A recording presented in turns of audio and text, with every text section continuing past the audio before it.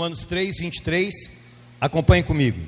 Pois todos pecaram e carecem da glória de Deus, sendo justificados gratuitamente por sua graça, mediante a redenção que há em Cristo Jesus, a quem Deus propôs no seu sangue como propiciação, mediante a fé, para manifestar a sua justiça, por ter Deus, na sua tolerância, deixado impunes os pecados anteriormente cometidos, tendo em vista a manifestação da sua justiça no tempo presente, para ele mesmo ser justo e o justificador daquele que tem fé em Jesus. Onde, pois, a jactância foi de toda excluída.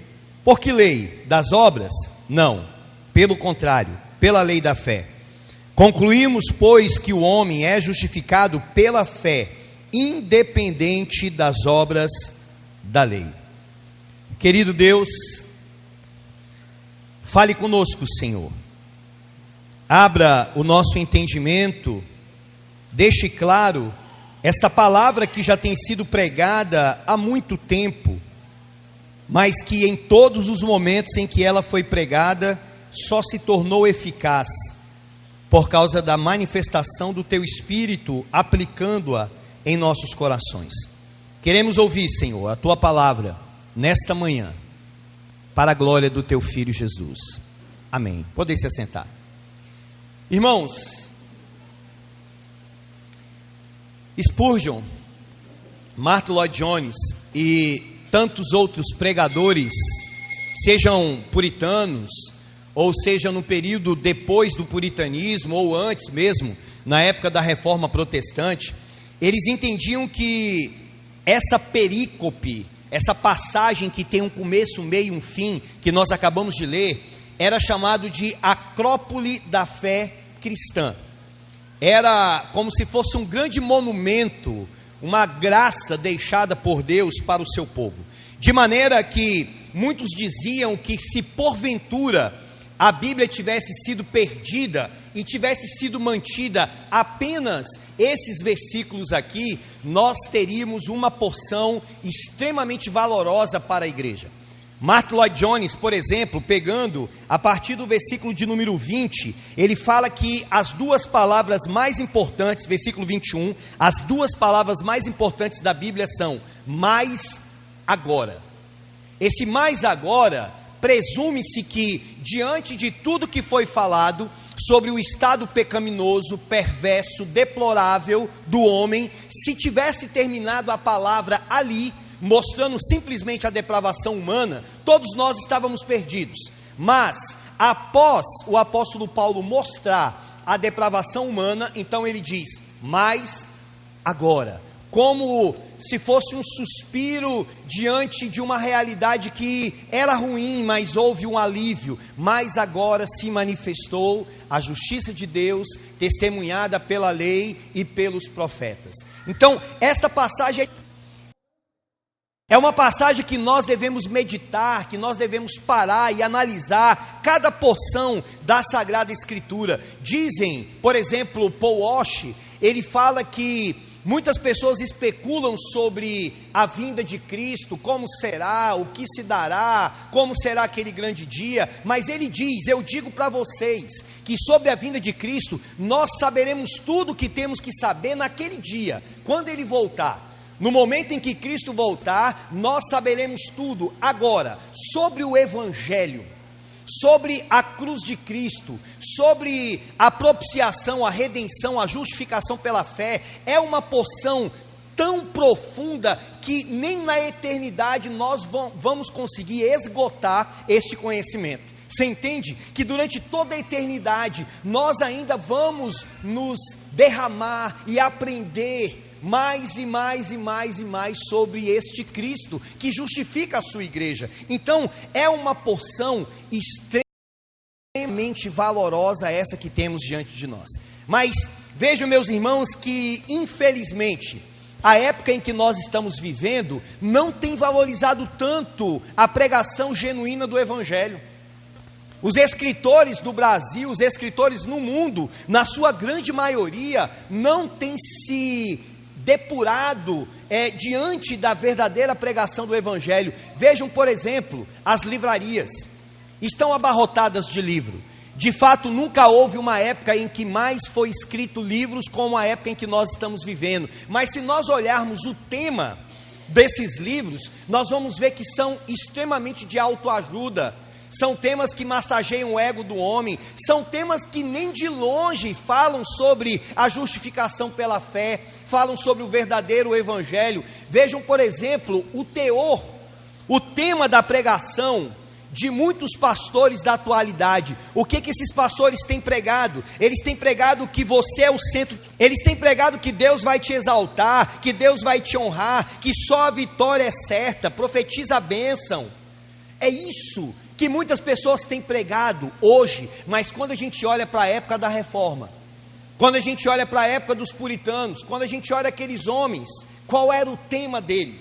Era a justificação pela fé, era a pregação do evangelho, era a pregação genuína. Paul Walsh diz: hoje, muito tem sido feito sobre discipulado, e eu acredito que não devemos fazer discipulado, mas eu sempre escuto as pessoas dizendo, ele diz, eu acredito que devemos fazer discipulado, mas eu sempre escuto as pessoas dizendo, nós temos tantas pessoas entrando pela porta da frente da igreja, mas no momento em que elas entram, elas também saem pela porta de trás, e a razão pela qual elas não estão ficando, é porque elas não estão sendo discipuladas, disse um determinado pregador a Paul Walsh, e Paul Walsh falou, eu discordo. A maneira por que as pessoas estão entrando na igreja e estão saindo da mesma forma é porque nunca nasceram de novo, é porque não são regeneradas, é porque não entendem o evangelho, é porque são extremamente frágeis.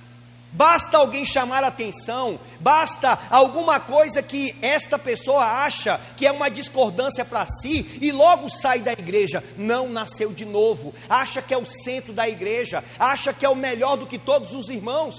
E estrela é só Jesus Cristo, somente Ele.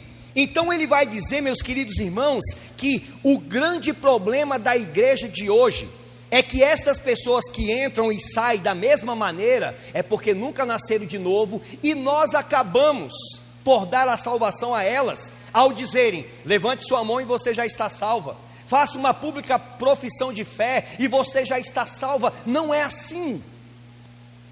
A palavra do Senhor, ela não é desta maneira, não é simplesmente pelo levantar da sua mão, que já está certo que o seu nome está escrito no livro da vida, antes da fundação do mundo. Não é assim, meus irmãos. Nós devemos pregar o verdadeiro evangelho, o evangelho genuíno. Agora, olhe para o texto, aqui tem uma porção genuína do evangelho. No versículo de número 23, Romanos 3, 23 diz assim, pois todos pecaram e carecem da glória de Deus. Ou em outras traduções, pois todos pecaram e destituídos estão da glória de Deus. Vocês ouviram o que eu falei? Que todos pecaram e destituídos estão da glória de Deus? Sabe por que a nossa reação muitas das vezes é apática diante disso? Pode ser porque nós não conhecemos verdadeiramente quem é Deus. Porque se o ímpio tivesse pelo menos uma noção da grandeza desse Deus, de quem esse Deus é, quando o texto aqui diz, pois todos pecaram e destituídos estão da glória de Deus, era para ele estar chorando, era para ele estar extremamente desencorajado, com medo, porque aquele que pode tocar no corpo e na alma do homem está dizendo, todo mundo pecou e todo mundo está destituído da minha glória, da minha presença. Mas muitos ouvem essa palavra e entra no ouvido e sai no outro. Agora, para nós que somos crentes, sabe por que isto também não mexe tanto conosco? Pode ser que o nosso conhecimento bíblico, do nosso conhecimento do verdadeiro Deus, esteja aquém de quem Ele é. Era para nós neste momento estarmos completamente regozijando na presença dEle. Todos pecaram e destituídos estão da glória de Deus. Eu merecia o inferno, você merecia o inferno, você merecia o desprazer de Deus diante desta sentença que acabamos de ouvir, que todo mundo pecou. Mas vejam, meus queridos irmãos, o fato de termos pecado o Senhor na sua misericórdia nos alcançou. O fato de termos pecado, o Senhor na sua misericórdia puniu o Filho dele no nosso lugar, e isso deveria fazer com que cada um de nós ficássemos alegres, felizes.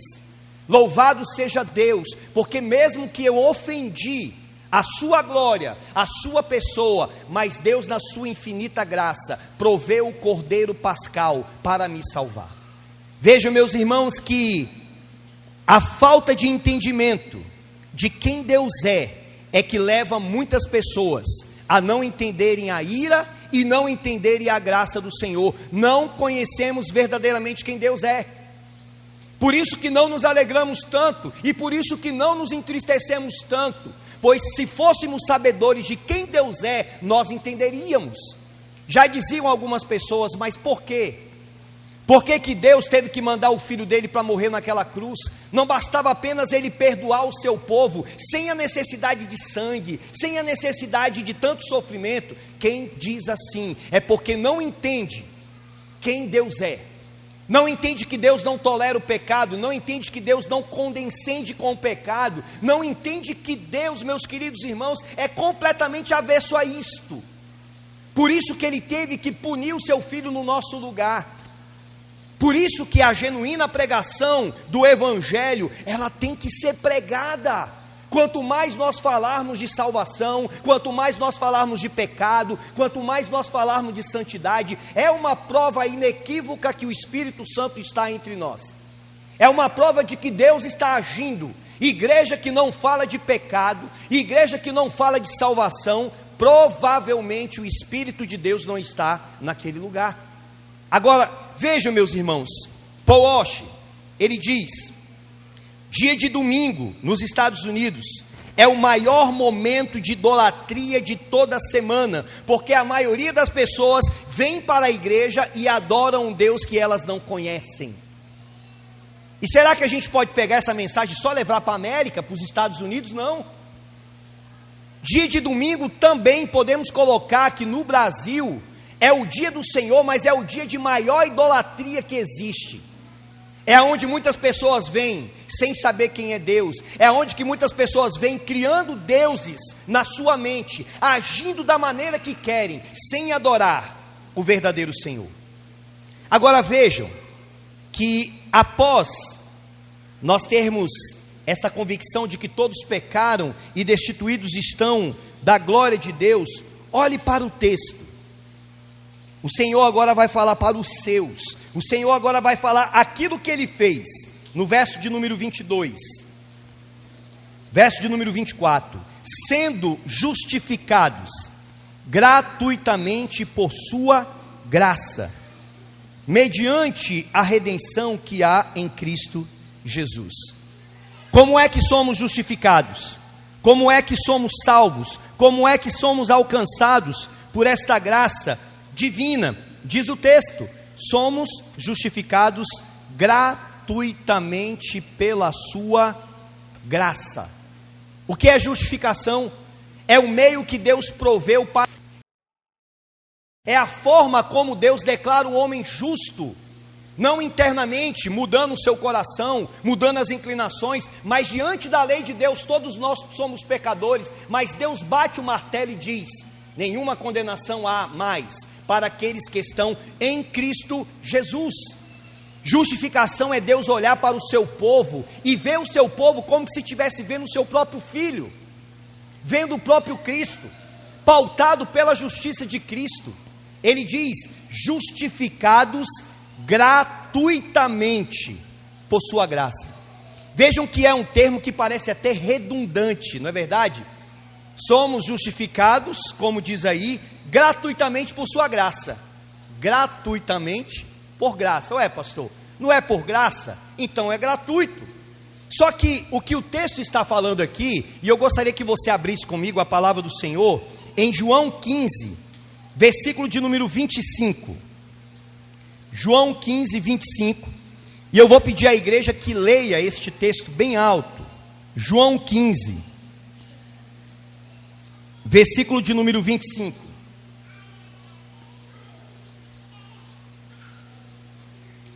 João 15, 25. Leamos. Isto, porém,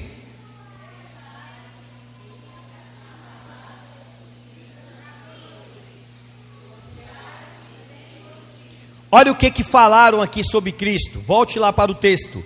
Odiaram-me sem motivo. O que a palavra do Senhor está dizendo? Odiaram a Cristo sem motivo. Agora, você sabe qual é a palavra que está no grego para esta palavra aqui, motivo? É a mesma palavra que está lá em Romanos. Justificados pela graça gratuitamente. Gratuitamente é a palavra doream. É a mesma coisa aqui. Quando o texto está dizendo, odiaram-me sem motivo, nós deveríamos perguntar, havia motivo para o povo odiar Cristo?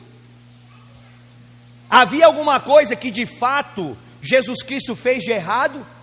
Jesus fez alguma coisa de errado com os povos? De maneira nenhuma. Ele próprio diante de uma multidão disse, qual de vós pode me acusar de algum pecado? Alguém pode acusar Jesus de algum pecado? Não.